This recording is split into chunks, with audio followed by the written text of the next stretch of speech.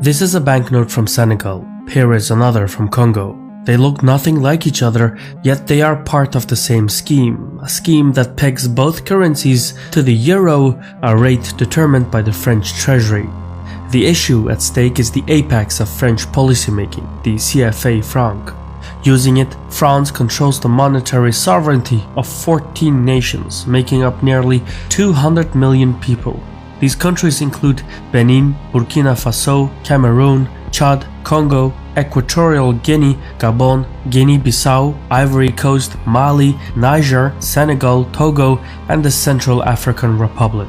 And while these nations have a seat at the United Nations and wave their independent flags, it is only the face of imperialism that has changed. The conduct of business has largely remained the same. The big difference is that imperialism used to be spread through tanks. Nowadays, it comes through banks. The most effective forms of control are those that are invisible. Recognizing this, in 1958, France hijacked authentic decolonization by installing local collaborators and granting them statehood. These collaborators became the custodians of France's neo-colonial empire by maintaining the franc zone and French military bases. Only Guinea turned down the offer. Its leader, Sékou declared that his people preferred being poor in freedom than rich in slavery. Guinea thus rejected the CFA franc, seeking to develop its own currency. France felt it needed to make an example of Guinea, so it cut pensions to war veterans, dismantled Guinea's power grid, and then attempted to block its UN membership.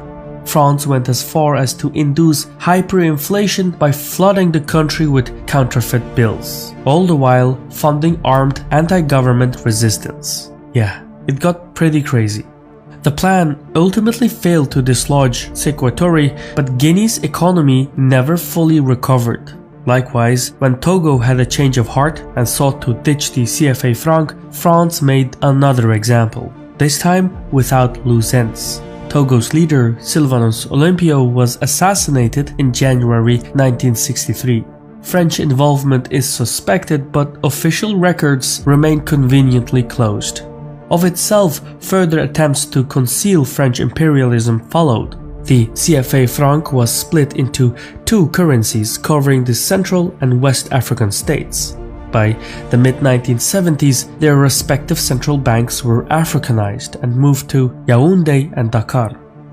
Though local Africans staffed these institutions, there were no fundamental policy changes, and France retained veto power over the banks' governing statutes. This included a requirement that member states deposit half their exchange reserves at the French treasury, plus another 20% for financial liabilities, meaning member states retained access only to 30% of their money. Moreover, all foreign exchange conversions were to pass through the French treasury.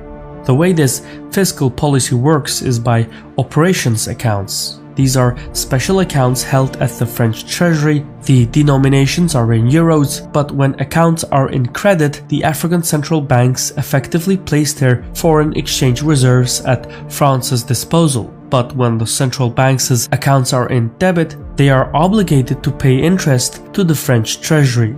In other words, CFA member states pay France to hold on to their money. Even more unsettling, no one knows what France does with the money. The French treasury does not disclose this information even to CFA franc nations. So it wouldn't be out of the ordinary if France were to reinvest African funding for French profit. However, one looks at it, the CFA scheme is an effective moneymaker for France, and French businesses benefit as much as the French treasury. More specifically, France doesn't need to draw on its foreign exchange reserves for African imports. Dozens of French multinationals are present in Africa, including TotalEnergies, Areva, and Vinci. Africa also grants France access to strategic resources like uranium, which is indispensable for France's nuclear energy sector, meeting 3/4 of French energy needs. Meanwhile, Gabon is a source of crude oil, Mauritania delivers iron ore, while Togo and Benin provide agricultural commodities. Additionally, the icing on the cake, French national Vincent Bolloré owns most of West Africa's major ports.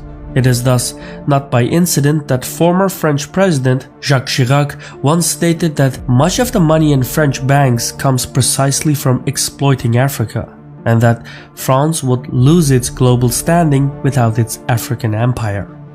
To preserve its hegemony, France has intervened militarily on the continent 40 times since the 1960s, from propping up corrupt dictators to conducting military operations in the Sahel. Moreover,